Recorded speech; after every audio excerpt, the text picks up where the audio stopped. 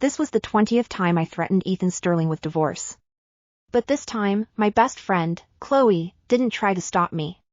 Usually, she would do everything in her power to hold me back. She would even run to Ethan's office herself to beg him to make peace with me.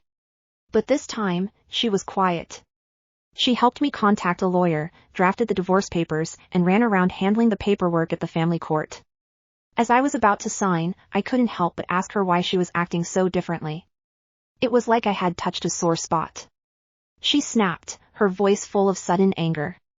Do you have any idea that Lily had a miscarriage because of your drama this time? When are you going to stop? Lily Vance. She was Ethan's mistress. Seeing my shocked expression, Chloe sighed deeply. Actually, Lily is my cousin. I was the one who introduced her to Ethan in the first place. For all these years, I've felt so guilty. I did everything I could to make it up to you, but Maya, I'm just so tired. She put her hand on my shoulder. Just do it for me. Stop fighting them, okay? Whatever they owe you, I'll pay it back. I went completely cold, feeling as if I had fallen into an ice cave.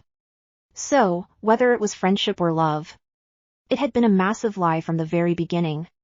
While she wasn't looking, I quietly opened the divorce agreement. And stroke by stroke, I signed my name. The air in the room was dead silent. Then, my phone rang. The name Lily flashing on the screen felt like a cruel joke.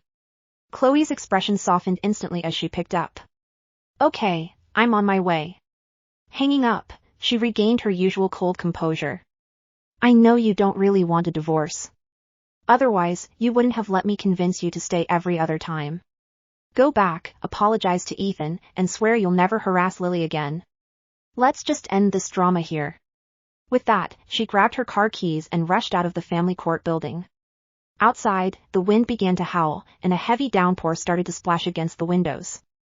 I gripped the signed divorce papers tightly.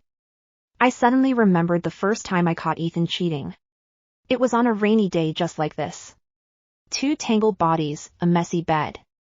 Faced with my screaming and crying, Ethan had only looked at me with complete indifference. It was just a temporary craving. Why are you crying? You're still the only Mrs. Sterling. That day, I went mad. I ran into the pouring rain and tried to jump into the river to end it all. It was Chloe who risked her life to drag me back. She cried and swore to me. Ethan was just playing around. Don't worry. I'll find a way to make him change his mind and come back to you. Later, every time Ethan cheated, I tried everything, slitting my wrists, threatening to jump from buildings, even trying to take him down with me. And every time, Chloe would stop me at all costs, telling me over and over that Ethan would change. But he never did. Not once.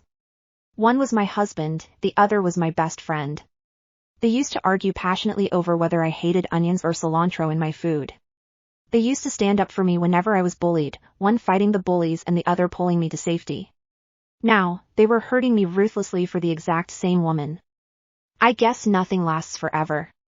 I tried to control my shaking hands, a symptom of my worsening anxiety, and took a big step out of the courthouse.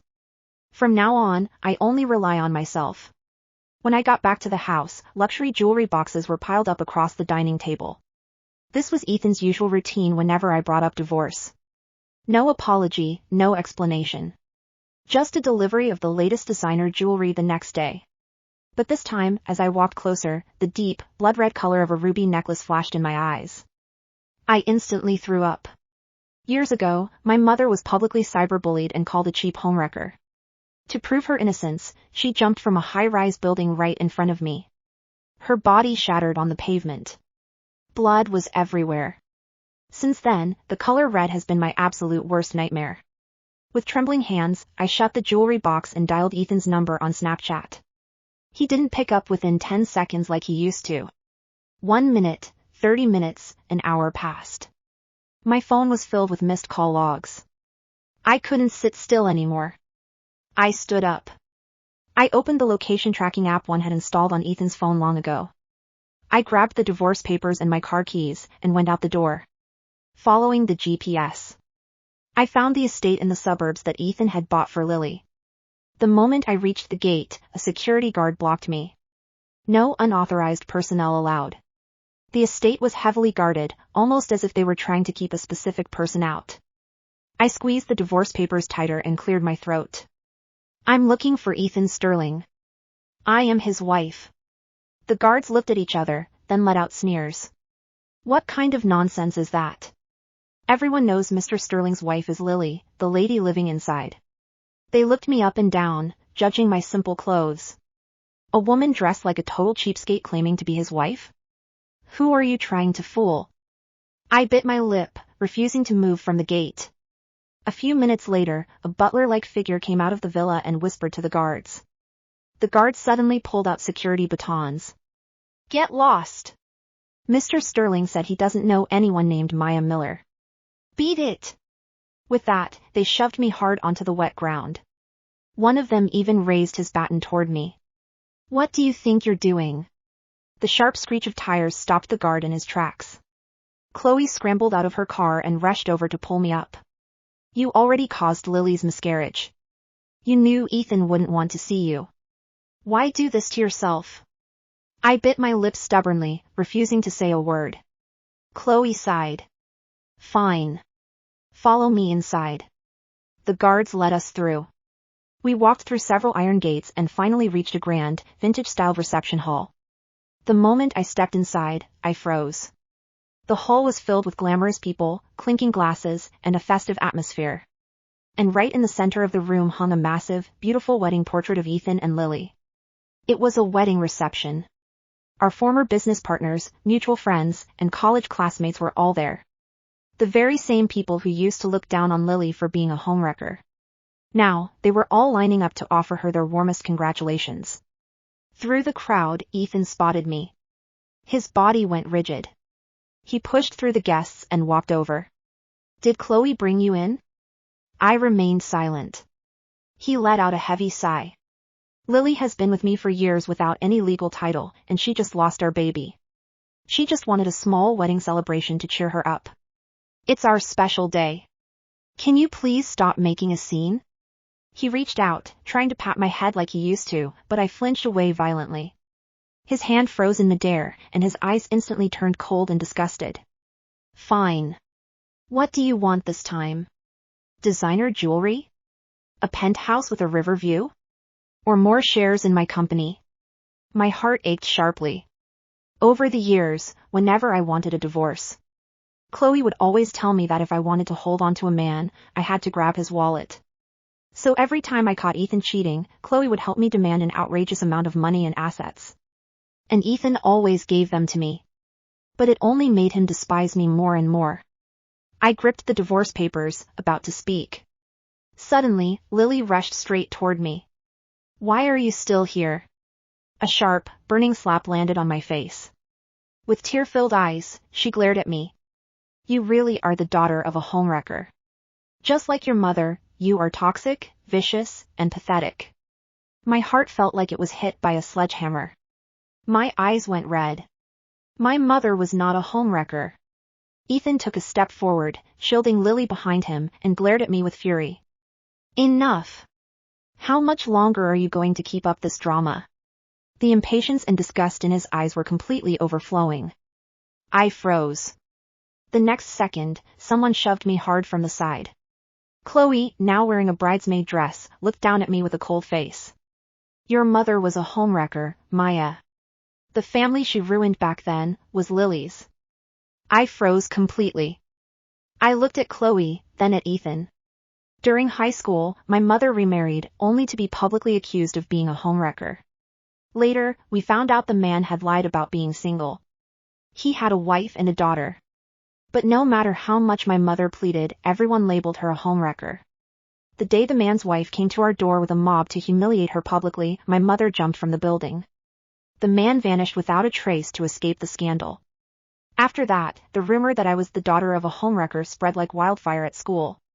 My locker was constantly filled with trash. My test papers were vandalized with red ink. People whispered behind my back wherever I walked. Like mother, like daughter. She'll grow up to be a homewrecker too. I fell into such a deep depression that I had to drop out of school. It was Chloe who dragged me out of bed, washed my hair, and helped me clean up. And it was Ethan who walked me to and from school every day, snapping at anyone who dared to whisper. Did you see it with your own eyes? Or did your own mother get cheated on? Those bullies were always left speechless, and eventually, the rumors faded. The night we graduated high school, Ethan confessed his love to me. Before I could even nod, Chloe was already crying tears of joy. Ethan, you know what Maya feared the most. Swear to me, swear you'll never let her bear the shame of being cheated on. Ethan immediately went down on one knee and swore to the heavens. In this life, I will only love Maya. If I ever betray her, I hope I die a horrible death. The three of us had such wonderful times. From high school to college. We started the company together, we were inseparable, we lived in cheap basement apartments and shared expired bread. But everything changed silently the moment Lily appeared. I could never understand why. Now, finally, I understood. So, Lily is the daughter of the woman who drove my mother to her death? Chloe quietly pulled Lily further behind her back. What do you mean drove her to death? Lily told me the whole truth about what happened back then. It was your mother who ruined her parents' marriage. She knowingly destroyed Lily's family. After that, Lily had to live with different relatives for years. Her college years were 100 times harder than yours. My lips trembled uncontrollably. You felt sorry for her, so you introduced Ethan to her? Chloe avoided my gaze, but she didn't deny it. Enough. Ethan stepped forward, looking at me with a cold face. Even if Chloe hadn't introduced us, falling in love with Lily was only a matter of time. Looking at his determined eyes, I suddenly laughed. I laughed so hard that tears started rolling down my face.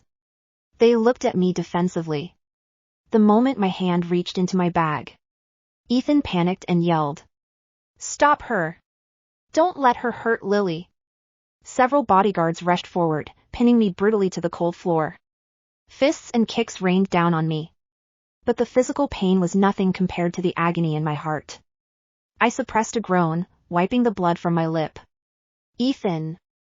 I came here to give you the divorce papers. His body went stiff. He looked down at me in utter disbelief. Maya, when are you going to stop this childish drama? Right. To him, every time I mentioned divorce, it was just a dramatic show. The suicide attempts, the screaming, it was always loud, but in the end, I would always listen to Chloe and go back to him. But only I knew that this time was different. The bodyguards let go of me, and I slowly stood up. The jewelry, the cars, the house. I don't want any of it. Just sign the papers. Ethan's hand, which was wrapping around Lily's waist, froze. I'm not signing. What kind of reverse psychology is this? Lily had stopped crying by now, looking anxious. Ethan, you promised me you'd give me a real family. Ethan was silent for a long moment before whispering to her. Sweetheart, I also promised her that I would give you my love, but keep her as my legal wife. Lily turned her head away, looking incredibly hurt and angry. Seeing Ethan's suspicious gaze, my heart felt a sharp prick. I had expected this reaction. I pulled a share transfer agreement out of my bag. You've been wanting me to give back my shares in Sterling Group, right? Sign the divorce papers, and these are yours. Chloe grabbed my arm tightly. Are you insane? You got those shares when we first founded the company. You can give up anything else, but if you lose those shares, you'll literally have nothing.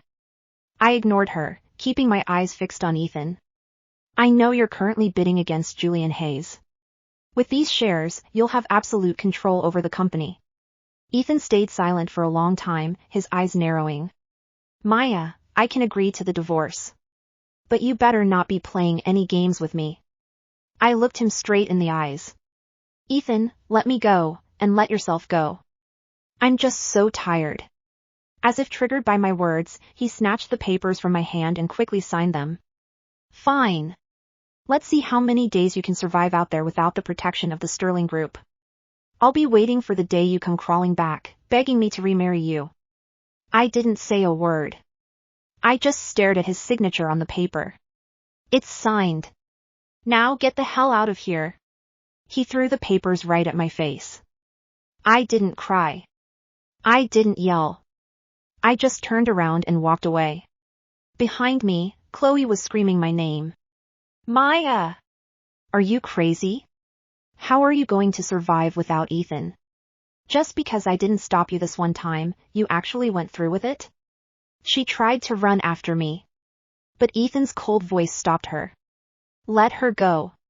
We've protected her too well all these years. It's time she faces the harsh reality of the world. Only then will she realize how good she had it with us. My footsteps paused for a fraction of a second. He didn't know. My world didn't have any storms. All the pain and disasters in my life were brought to me by them. I went back to the house and began packing. The high school photos, the college postcards. I left behind every single memory of the three of us. Just a few clothes and my ID documents. In this house, which was already taken over by Lily's things, my belongings were pathetic. But at least it made packing quick. As I dragged my suitcase into the airport, a man in a black suit was already waiting for me. Miss Miller, you did Mr. Hayes a huge favor this time. He has arranged everything for your trip. Don't worry. As long as you don't want to be found, Ethan Sterling will never find you. I nodded to the man, turned off my phone, and boarded Julian Hayes's private jet. 2 hours later, the plane landed. A flood of text messages and missed calls popped up the moment I turned my phone back on. The air in Zurich was cold, crisp, and completely free of the stifling humidity that had suffocated me for years. When I stepped off Julian Hayes's private jet, the sky was a clear, icy blue. A middle-aged woman in a tailored navy suit held a sign with my name on it. She introduced herself as Elena, Julian's chief of staff in Switzerland. Mr. Hayes instructed me to take you directly to the chalet in Lucerne, Elena said politely, taking my light suitcase. He said you need sleep, quiet, and no disruptions. Thank you, I murmured. My voice sounded thin, almost foreign to my own ears. In the back of the sleek sedan, I pulled out my phone. The screen was an endless parade of notifications. 42 missed calls from Ethan. 68 missed calls from Chloe. Over 100 text messages. I clicked on Chloe's latest message, sent 3 hours ago. Maya, where are you? Ethan is furious. The board meeting is tomorrow and the share transfer documents have a legal discrepancy. Stop playing games. Call me. Right now. Then I opened Ethan's text. I know you're staying at a hotel to prove a point. You've had your fun.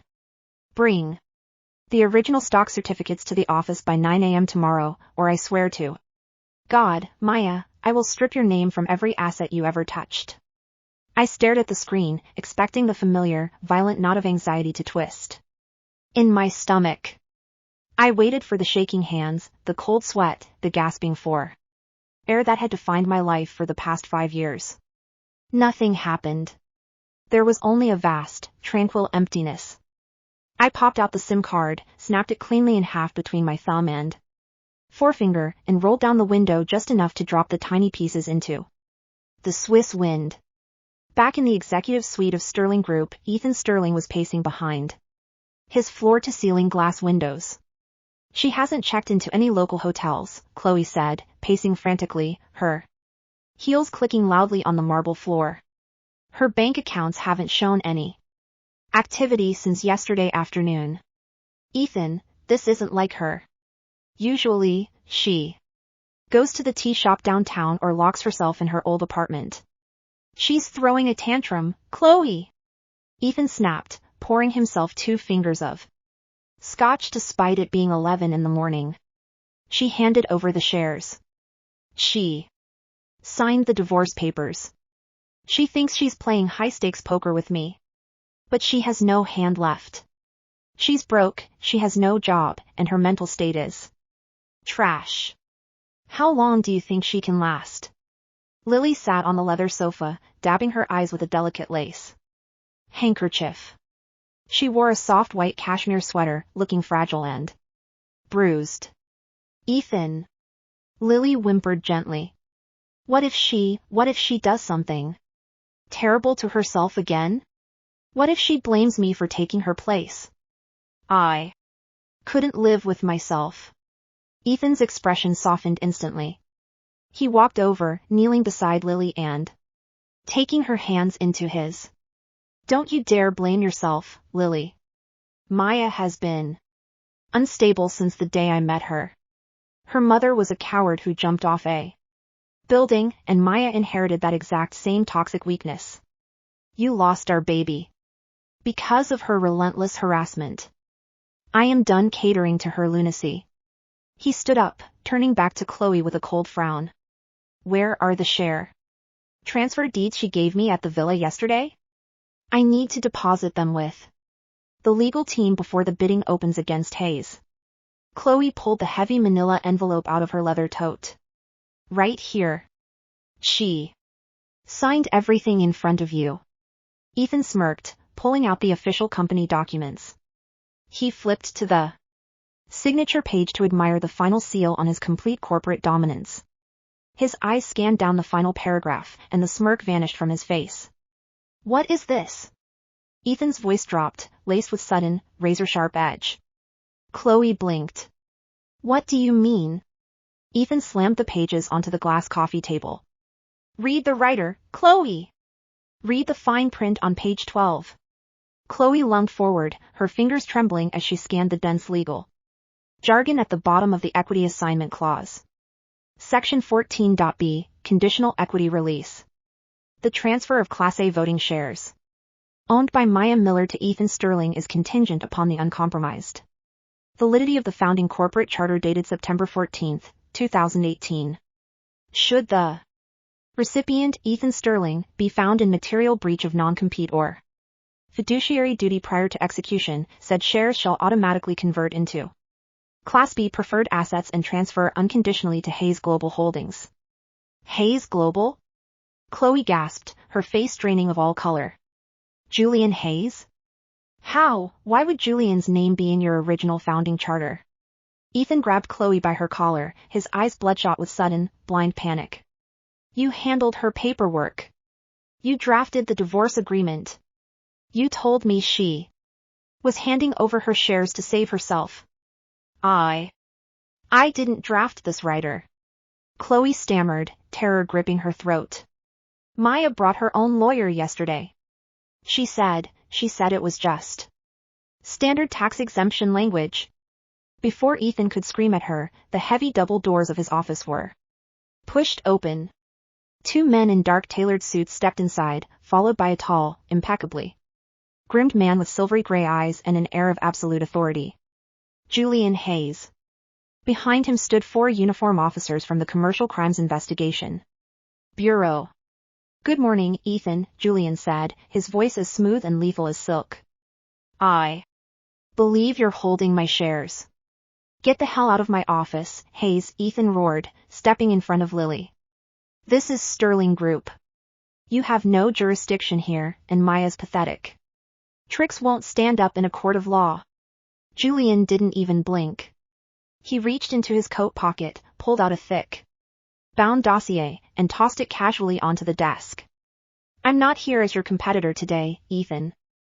I'm here as the chairman of the board, Julian said softly. Over the past 3 weeks, Miss Miller secretly liquidated her minority equity and transferred her voting rights to Hayes Global in exchange for debt restructuring. As of 8 a.m. this morning, I hold 52% of Sterling Group. That's impossible. Ethan yelled, his fists clenching so hard his knuckles turned white. She loved me. She would never give you her shares. She threatened divorce 20 times, and every single time she gave me what I wanted. She gave you what you wanted because her friend convinced her that buying your love was the only way to keep you, Julian replied, his cold gaze shifting over to Chloe, who froze like a deer in headlights. And while Miss Miller was suffering from severe anxiety, you and Miss Chloe Vance were systematically embezzling funds from the company's offshore accounts. That's a lie! Chloe shrieked. Is it? Julian turned a page in the dossier. Over the last 3 years, $14 million were diverted from Sterling Group's R&D division into a shell company registered in the Cayman Islands under the name Vance and Company. The primary beneficiary? Miss Lily Vance. The room went dead silent. Ethan slowly turned his head to look at Lily. His breath hitched. Lily, what is he talking about? Lily's face had gone chalk white. The delicate, pitiful victim act collapsed. Instantly, replaced by sheer, unadulterated terror. Ethan, no. He's lying. He's trying to sow discord between us. The police aren't here to lie, Mr. Sterling, the lead officer stepped forward, pulling out a pair of handcuffs. Ethan Sterling, Chloe Vance, and Lily Vance, you are all under arrest for corporate fraud, tax evasion, and illicit asset conversion. You have the right to remain silent. Wait. No. Ethan, do something. Lily screamed as an officer grabbed her arms. I'm pregnant, I just had a miscarriage. You can't arrest me. Ethan. Chloe sobbed as her hands were pulled behind her back. Call our lawyers. Call them right now. Ethan stood frozen, his mind completely shattered. As the steel handcuffs clicked around his wrists, he stared at Julian Hayes. Where is she? Ethan rasped, his voice trembling violently. Where is Maya? Julian stepped closer, leaning in so only Ethan could hear his quiet, brutal words. She is somewhere you will never be able to reach again. Free. 3 months later. The snow was melting in the mountains surrounding Lucerne, giving way to brilliant patches of green grass and early spring wildflowers. I sat on the balcony of the chalet, a sketchpad on my lap, holding a charcoal pencil. For 5 years, I hadn't been able to draw a single line. Every time I picked up a pencil, my hands would shake so badly that the lead would snap. Ethan used to tell me that my artistic talent had died along with my mother, that I was no longer capable of creating anything beautiful. Now, my hand was steady. On the paper before me was a detailed architectural design for a coastal sanctuary, a shelter and art center for women recovering from domestic trauma. A gentle knock sounded on the wooden balcony door. Julian stepped out, holding 2 cups of steaming tea. You look well, Maya, he said softly, handing me a mug. I slept 8 hours last night without taking any medication, I smiled, taking a sip.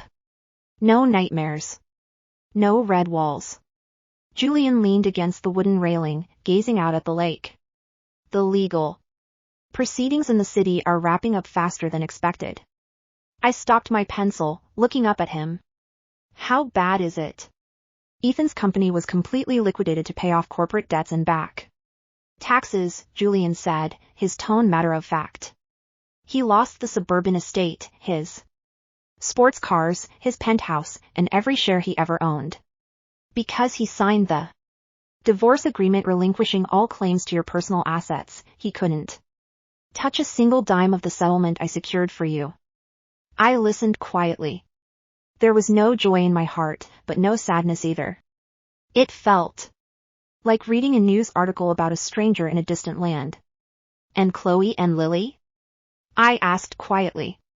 Lily's father was never the victim your mother allegedly wronged, Julian revealed, pulling a folded legal document from his pocket. I had my investigators dig up the original police records from 10 years ago. Lily's father was a chronic gambler who used your mother's small business as a front to launder his debts. When the loan sharks came after him, his wife, Lily's mother, staged the public harassment campaign against your mother to shift the blame and claim insurance money. My heart gave a heavy, shuddering thud. The lie that had haunted me for a decade was built on nothing but greed. Lily knew the truth all along, Julian continued. She targeted Ethan not because she loved him, but because she knew you held 30% of Sterling Group's founding equity. She and Chloe planned to drive you to total mental collapse, force you into an asylum, and claim your assets. And Chloe? I murmured. Why did Chloe do it? Jealousy, Julian said simply. Chloe was tired of playing second fiddle to you. Since high school. She liked playing the hero who saved you, but she hated that Ethan loved you first.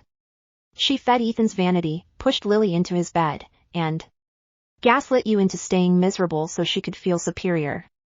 I looked down at my hands. They weren't shaking. Where are they now? Lily was sentenced to 4 years for fraud and money laundering, Julian replied. Chloe was disbarred, lost her license, and was sentenced to 2 years. As an accessory. As for Ethan. Julian paused, looking at me intently. He was released on bail yesterday after selling off his last remaining assets to pay his defense fees. He is completely bankrupt. I see, I said softly, turning back to my sketchpad. He's been looking for you, Maya, Julian added gently. He's been standing outside my firm's headquarters every day in the rain, begging for a moment to speak to you. I picked up my charcoal pencil and resumed drawing the rooflines of the sanctuary. Let him look, I said quietly. He's looking for a ghost. A week later, I returned to my hometown for the first time. Not to see Ethan, nor to gloat over Chloe or Lily. I came to visit the cemetery, where my mother was buried in an unmarked, neglected plot at the edge of the grounds. The afternoon sun was soft, filtering through the old oak trees. I hired 2 workers to install a beautiful white marble headstone I had custom designed. On it were carved the words, Elena Miller. A loving mother, an innocent soul, finally at peace. I laid a bouquet of white lilies, ironic, perhaps, but pure, at the base of the stone.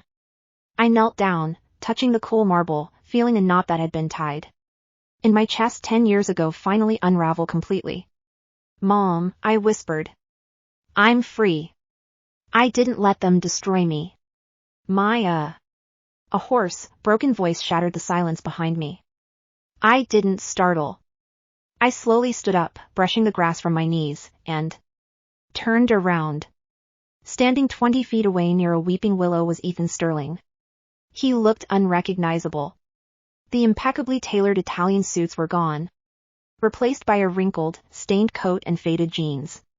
His hair was messy, his cheeks sunken, and deep black circles shadowed his hollow eyes. He looked 10 years older, completely stripped of the arrogant charisma that had once defined him. When his eyes met mine, a desperate, hysterical light ignited in them. Maya! It's really you. He stumbled forward, his hands trembling violently. I went to your old house. I went to the airport. Julian wouldn't tell me where you were. Don't come any closer, Ethan, I said. My voice was calm, devoid of any anger or malice. He stopped, flinching as if I had struck him. Tears welled up in his bloodshot eyes. Maya, please, listen to me, he sobbed, dropping to his knees right there on the gravel path. I was blind. I was an idiot. Chloe lied to me about everything. Lily lied to me. They set me up, Maya. Did they force you to sleep with her in our bed, Ethan? I asked quietly. Did they force you to throw jewelry in my face every time I cried? Did they force you to stand by while your bodyguards beat me on the floor of her villa? Ethan choked on his tears, slapping his own face brutally. I was crazy. I thought you would never leave me. You always stayed. You always came back. I stayed because I was broken, and I believed you were my only shelter, I said, looking at him with utter detachment. I thought you loved me. But you only loved the control you had over me. You loved having a wife who was so destroyed she had nowhere else to go. I love you, Maya. I swear to God I love you. Ethan crawled forward on his knees, reaching out desperate hands toward the hem of my coat. I have nothing left. My company is gone, my money is gone, my friends are gone. Everything I built was built with you. Please, give me one more chance. We can start over. In a basement apartment just like in college. I'll work night shifts. I'll do anything. I looked down at the man kneeling in the dirt. For 5 long years, I would have given my life to hear him say he loved me, to see him beg for my forgiveness. I would have crawled through glass just to have him hold my hand and tell me I was enough. Now, seeing him like this, I felt nothing. No satisfaction, no anger, no hatred. Just a mild pity for a man who didn't know who he was without power. Ethan, I said gently. He looked up, hope flashing wildly in his tear-stained face. Yes, Maya? Yes? When you signed those divorce papers, I told him quietly, you told me to go out and face the harsh reality of the world. You said I would realize how good I had it with you. Ethan slammed his forehead against the gravel, weeping uncontrollably. I was wrong. I was the one who was blind. Please, Maya, don't leave me. I faced the world, Ethan, I continued, taking a step back toward the waiting car behind me. And I realized that the only storm in my life was you. Maya! Maya! His desperate, agonizing screams echoed through the quiet cemetery as he reached out for air, grabbing at nothing. I didn't turn back. I opened the door of the car, stepped inside, and closed it, shutting out his voice forever. 6 months later, the opening night of the Miller Foundation Center for Healing and Art was held in a bright, glass-walled gallery overlooking the harbor.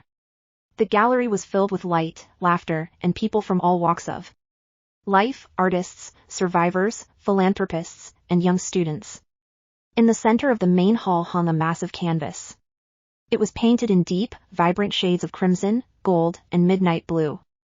It depicted a solitary woman standing at the edge of a stormy sea, her arms outstretched, turning the crashing red waves into soaring, luminous butterflies. The painting was titled, The Spectrum of Survival. It's breathtaking, a voice spoke from beside me. I turned to see Julian Hayes, holding 2 glasses of sparkling water. He wore a sharp black tuxedo, his eyes warm as he gazed at the artwork. I used to think red was the color of blood and death, I said softly, looking at the vibrant canvas. Now I know it's just the color of life returning. You've given a lot of people their life back with this center, Maya, Julian said, handing me a glass. And what about you? What's your next project? I smiled, taking a sip of the cool water. Living peacefully, day by day. Far away from the gallery lights, in a small, damp detention center on the outskirts of the city, Ethan Sterling sat on a steel cot, staring at the concrete wall. He had no visitors. His legal appeals had failed, and his name had become a cautionary tale in the business world. Every night, when the lights went out, he would dream of a rainy day, a quiet girl in simple clothes, and the contract he had so carelessly thrown in her face. And every morning, he would wake up to the absolute, echoing silence of a world without Maya. Back at the gallery, I walked out onto the open terrace. The night breeze carried the crisp scent of the ocean. I took a deep breath, looked up at the endless field of stars, and smiled. My story was no longer written by the people who tried to break me. The pen was finally in my own hands.